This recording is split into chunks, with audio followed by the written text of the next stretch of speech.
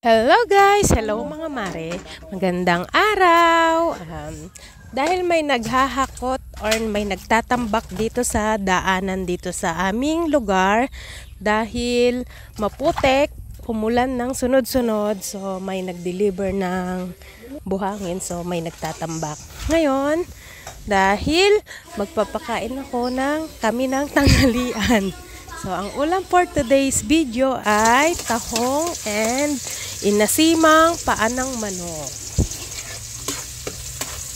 At dahil gisa-gisa lang naman ang ulam natin for today's video, so basic lang naman. Ginisang tahong at sinampalukan na paa ng manok, inasiman. So, meron kaming kaunting talbos ng sampalok, so dinagdagan na lang ng sinigang mix.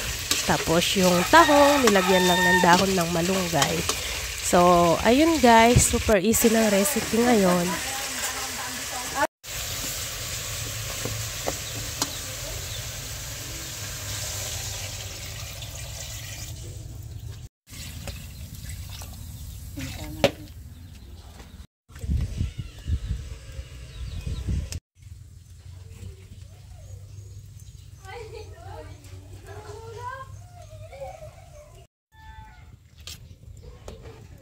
Sinampalukang paa ng manok.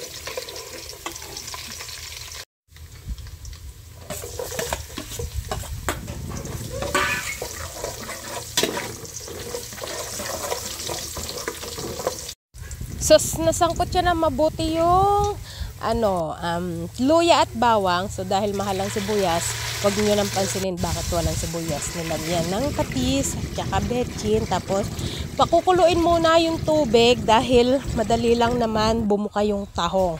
Sana all bumubuka. Cheers. Ayan na, kumukulo na yung tubig. So, ilagay na natin ang tahong. So, isang kulo lang yan. Tapos, ilalagay na ang malunggay.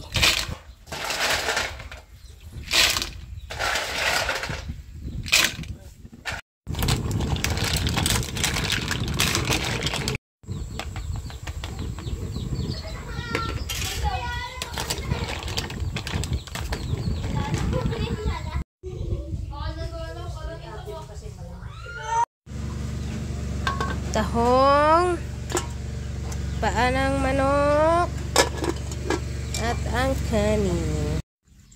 Kamumula lang ako. Kain na tayo. Kain na tayo.